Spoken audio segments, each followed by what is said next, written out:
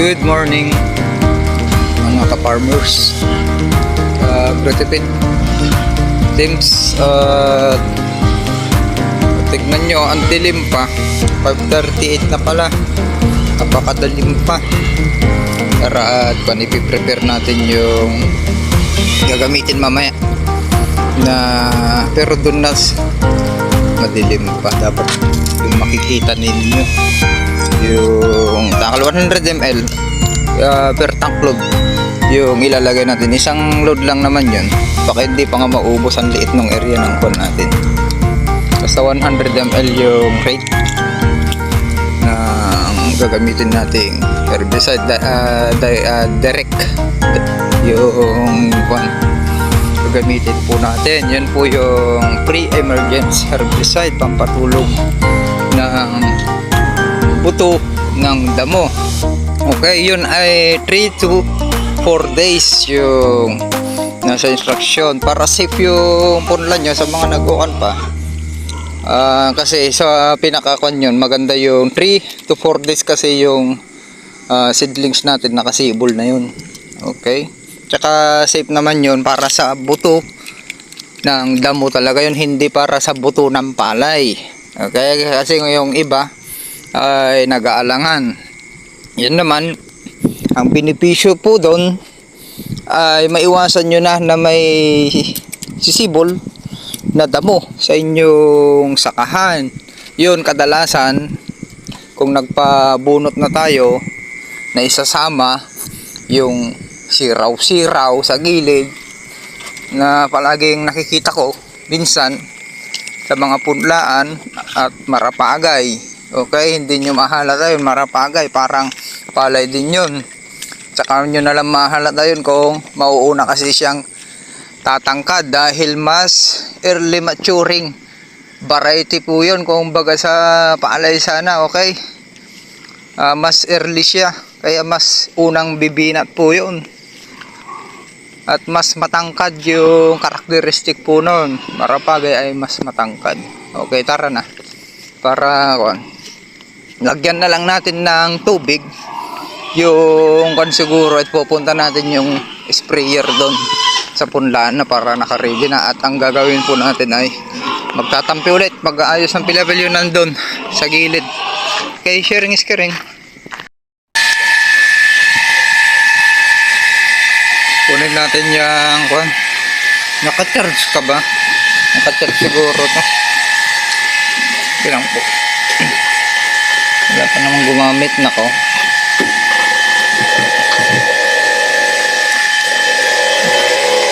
Okay, ayos.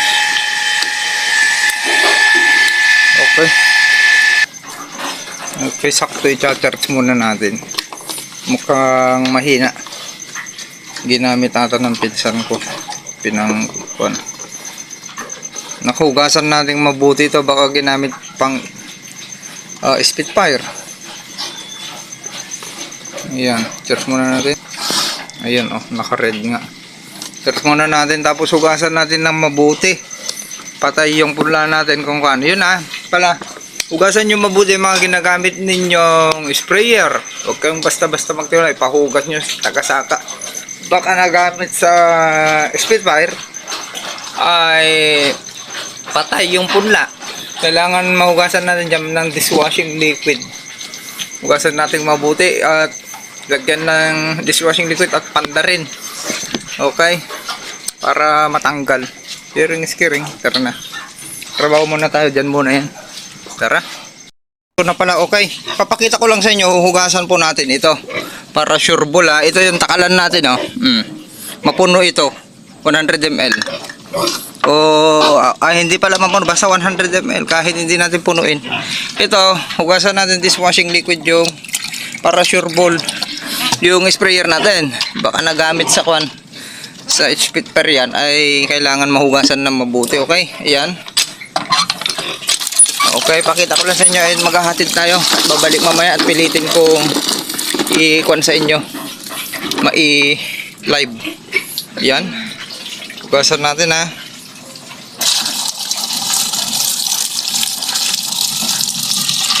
Mahirap talaga sitwasyon natin. Tawag, ayan, may pangkwan tayo.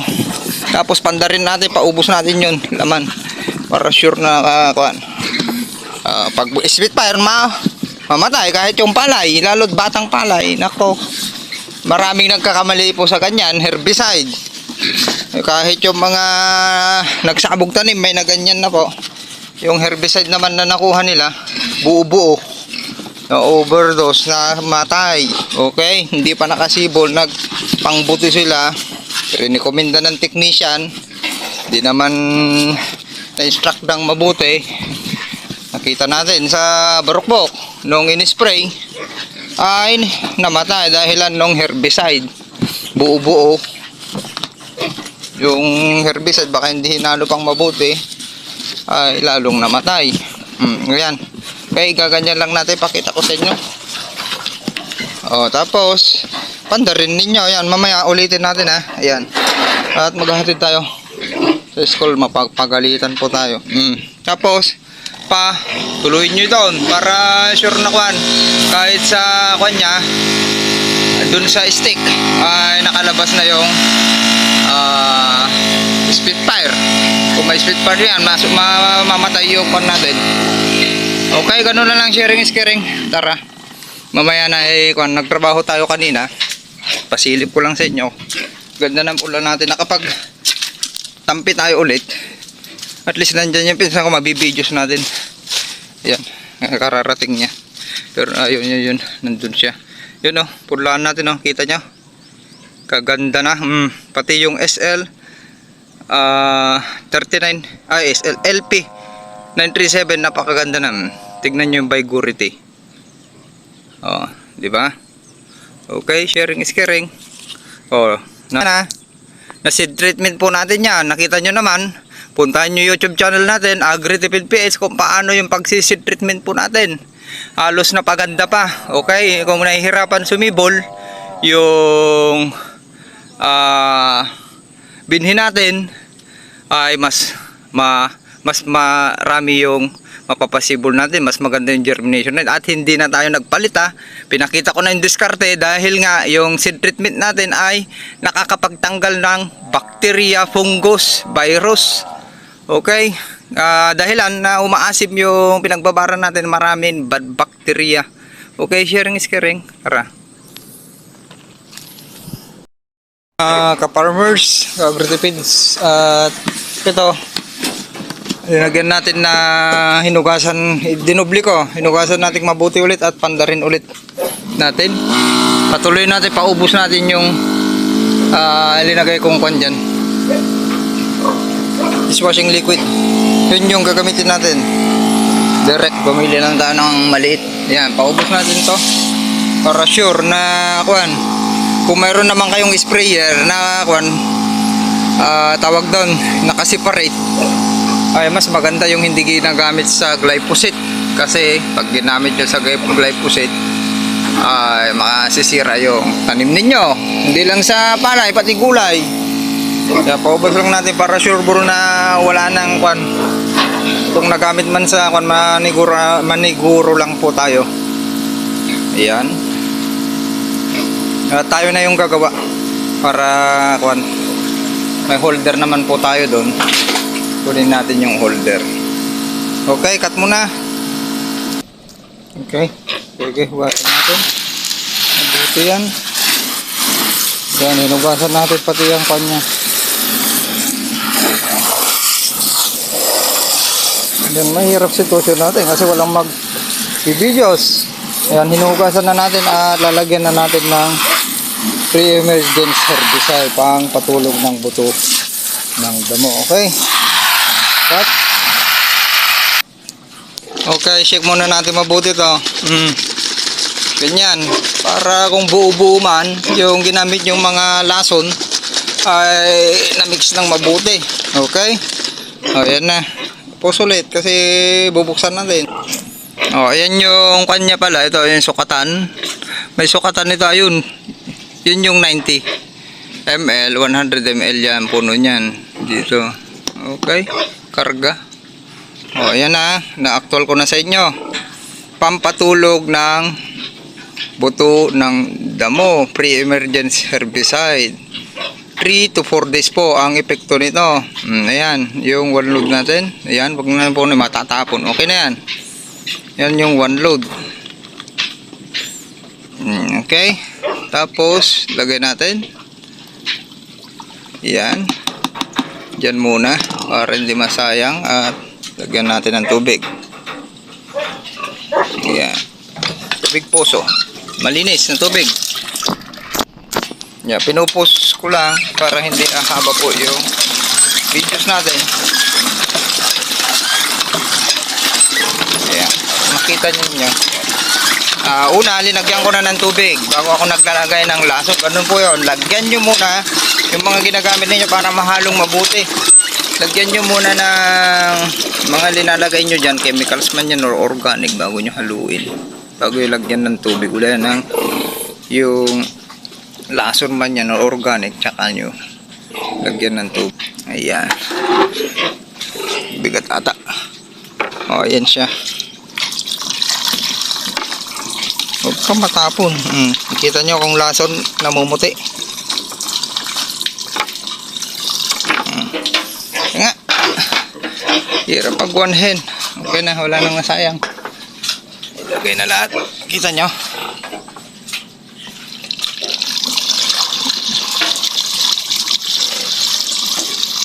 Yan, hindi na natin siguro ikakat. Yun. Okay na yan. Hindi na natin masyadong pupunuin. Baka lason yan, matuluan yung likod natin. Okay na. Tapos ito yung huwag nyong kalimutan. Anong gamit nito? Gamitin muna natin panghalo. Okay. Yan. Huwag nyo pong kalimutan haluing mabuti. Para yung distribution ng mga ginagamit nyo po, lason man yan or mapa-organic, ay maganda yung pagka-mixing. Hindi yung linagay nyo yan, parang yung pamatay ko whole. Hindi nga. Linagay nyo dyan. Tapos buo-buo yun. Yung mga powder ay hindi, mga taga-saka hindi hinahalo. Anong nangyari? Hindi pantay. Mayroong hindi namatay. Mayroon yung sumobra. May nag-overdose. May burn effect. Ganun po yung nangyari. Okay? Okay, dito na tayo dadaan. Para makita nyo yung kabila naman. Yan. Yung pino lang yung pang spray natin mapino. Na-adjust naman yan, nozzle kasi natin hindi nakayuko yung ginagamit nating nozzle dito para purpose kasi natin sa lupa tumatama rin pag nagpupulyar po tayo. Okay, cut muna natin para hindi haba. Hindi ko na makita. Nakapagtanim na yung katabi natin. Ito yung ilalas natin. Dito tayo maglalas siguro na magtampi. Yan, sarado ng butas, lalo't nandito yung kanal. Tara doon. Pause muna. Pansin nyo, hindi nawawala ng tubig yung kanal. Kaya gawan nyo ng paraan para madrenan yung punlaan po ninyo. Ayan na yung punlaan natin, mainit na.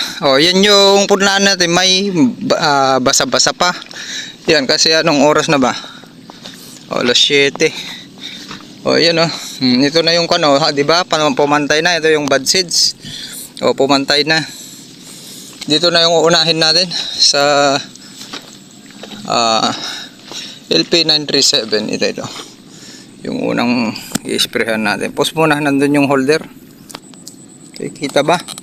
Dito natin ipoposisyon na lang itong camera natin para kitang kita. Kita kung mag-spray. Okay?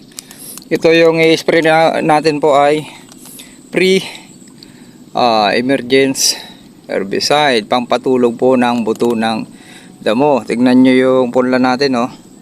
Magti 3 days mamayang hapon. Okay? Nung nabitawan natin. At yung lupa natin daming trichoderma na. Wala tayong abono dyan pero linulumot na. Nakakondisyon na. Okay, kita ba? Okay, tara, nandun yung pan natin Pagtisan nyo muna kasi tayo lang gumagawa. Yung taga-saka natin tinawag. May gagawin sila dun sa 3 hectares. Okay lang yun para naman matulungan natin. Meron silang maraming isambot. Malapit na silang magpa tanim. Kailangan maayos nila. Parang ginagawa natin. Okay, tapos tansyahin natin kung gaano kalayo. 2 kama yung kaya niya. Okay. Oh, yan. Oops. Parang may bumara.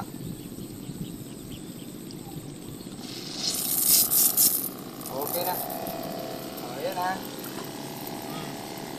Kadalasan ang damo nasa gilid. Gilid lang.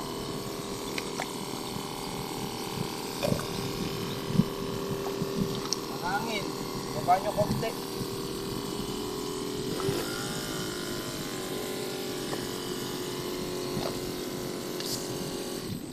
Ka. Maganda yung nozzle. Parang may nakabara.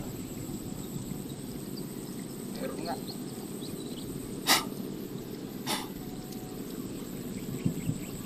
Yun.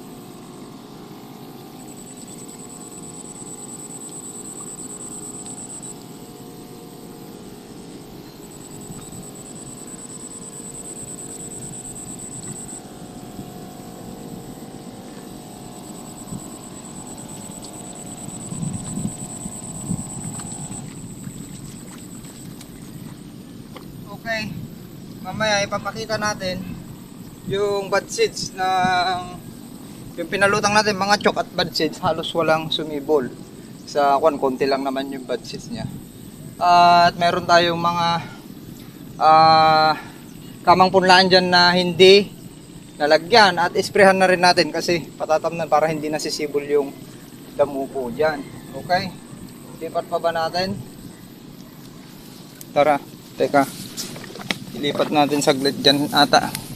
Masyadong malayo. Magre-reklamo na naman. Pasensya na sa mga nagre-reklamo po. Ito ay binabahagi ko lang po sa inyo para masundan nyo yung tamang pamamaraan ng pagsasaka para mas maani nyo rin yung magandang ani. Okay, doon na tayo. Tapos na yan. LP 2096. Sa LP 937 na tayo. Ganun lang kabilis. Ito para tatamaan yan isang kama.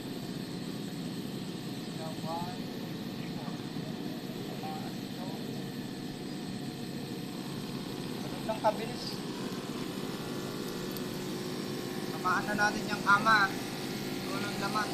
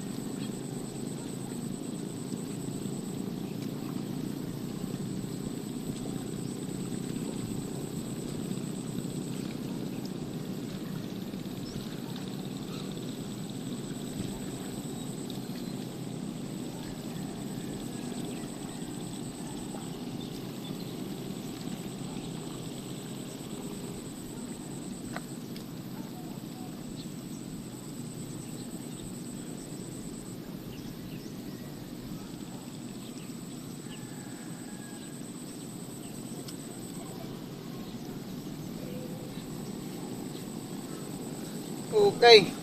Tignan nyo, sumobra. Tinira ko pati yung 100 to. Tawag doon, walang laman. Naka-play ba? Okay, naka-play. Okay, tapos na. Ayos, tara. Tapos na. Gilid na lang. Tinitira natin. Okay, ngayon. Natapos na. Tugasan natin to. Babalik tayo. Magtatrabaho pa tayo. Tatapusin natin yung tinatampihan ko po dun. Ikot ko lang kayo para makumpleto. Daanan natin itong punla para makita nyo. Okay, ikutan natin. Yan, okay lang na maapak-apakan na yan. Kanal niya kasi nakasibol na. At magpapatubig naman na tayo sa 7 days. Maganda pa yung lupa natin, mamasa-masa. Bukas naman 5 days ay magkukan tayo. Magsusoil application po tayo. Okay? Para magamot din yung makondisyon. Magamot natin yield more at hypercompose. Para matanggal din natin yung lason. Lalamunin nung foliar natin at yung soil conditioner, hypercompose yung mga lason po. Heavy metal sa sakahan makakasira, kaya tignan nyo ang pagbulas nito. Abangan ninyo kung gaano ka ganda itong punla natin na seed treatment, nagamitan ng yield more, all purpose foliar, okay, fertilizer at yung hypercompose soil conditioner at yung combination natin sa inorganic fertilizer. Yun po yung abono. Tara, yan walang cut. Kaganda. Pansinin nyo yung mula natin parang Amerikano, yung vigority nya. Ito yung inbreed din natin. Pansinin nyo, iba yung pagbulas niya. Mayroon hindi sumibol man dito, konti lang kasi nga yung sa seed preparation natin ay nasa proper.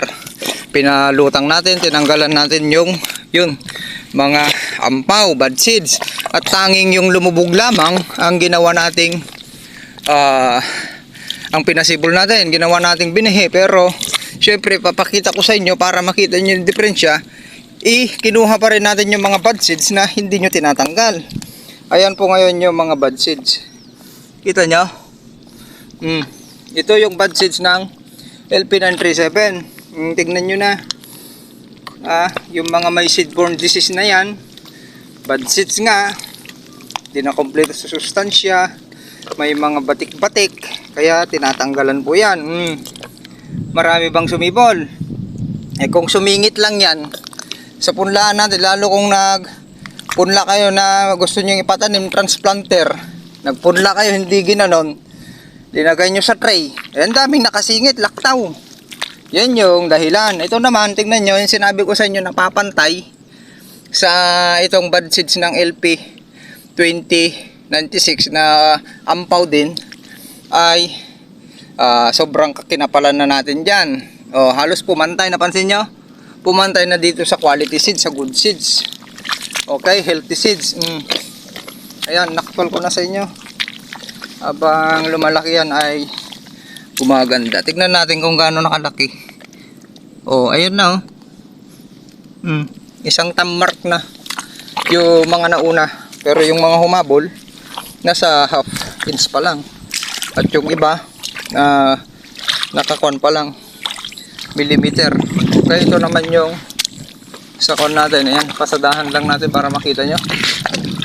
Ito naman yung LP937 natin.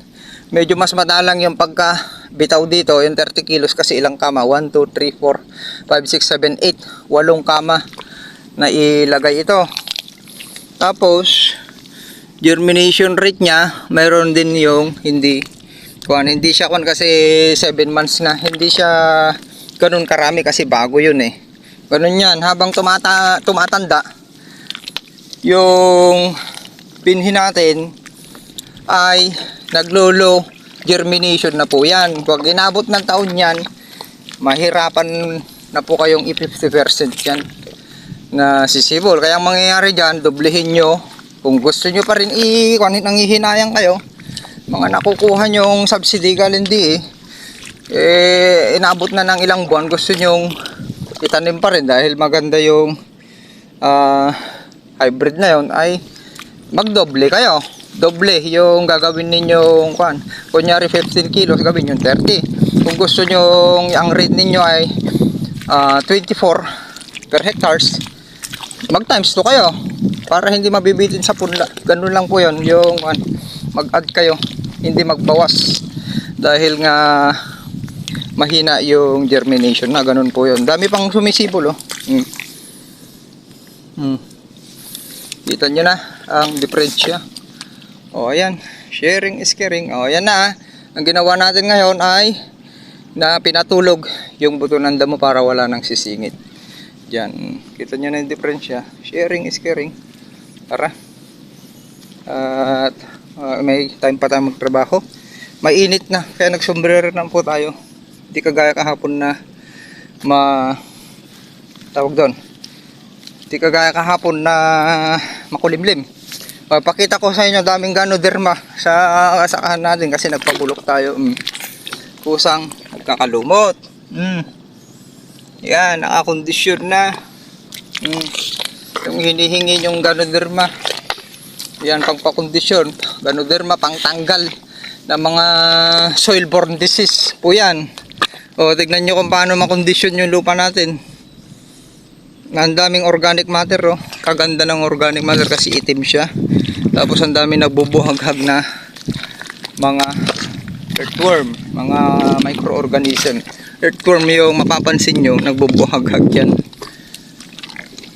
Okay, maraming salamat. Happy farmers. Huwag kalimutang mag-subscribe sa ating YouTube channel Agritipid PH para palagi po kayong updated. Kuwan nyo na rin, i-subscribe nyo, i-share nyo na rin sa inyong mga kaibigan, yung mga beginner, para matuto po sila, para sa starting pa lang ay nasa tamang proseso muna kayo. Tatapusin lang natin ito saglit bago tayo uuwi magpapawis. Medyo papawisan tayo ngayon dahil mataas yung sikat ng araw na. Time check tayo, 28 na pala. Dito na natin ilalagay para makita nyo. Ito, tinabasan ko una kanina. Saan na yung tabas natin? Uwi na. Ilalagay ko lang dito. Tapos natampihan na yan dito naman sa kabila. Ayan, para makita nyo lang. Okay? Yan, yung palayan natin. Yan, yung sakahan natin papunta dun. Kita nyo ba? Yan, may muhon tayo dyan, Yan yung muhon. Ayan. Ito, pinitpit na natin yan. Napitpit na yan. Pinitpit ko back to back para mas mababa yung sakahan natin, para kung continuous yung tubig dun sa harap hanggang dito sa katabi natin papunta dun, malayo kasi pinapatubigan, hindi makakapagpa EWD tayo, yung hindi palaging lubog. Okay, sa panahon ng pagsusuwi, napaka-importante yan, kailangan hindi nakalubog sa tubig, hindi yung continuous. Tara, pakita ko lang sa inyo saglit, ikakat na rin natin.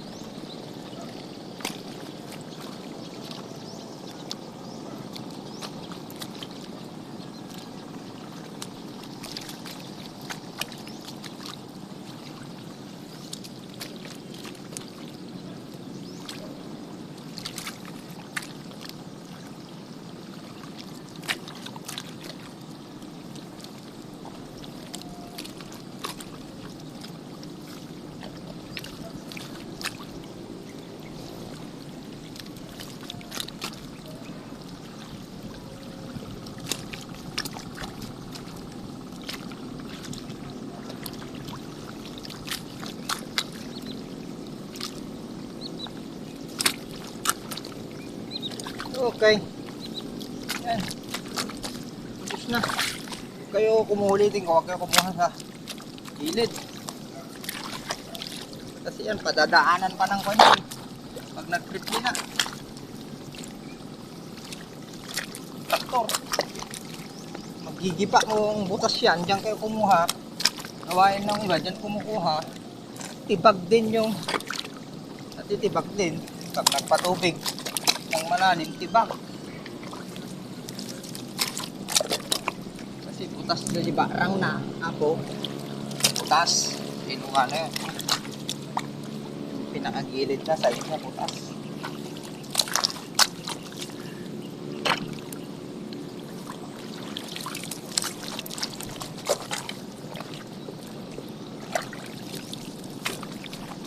Kakat na po natin.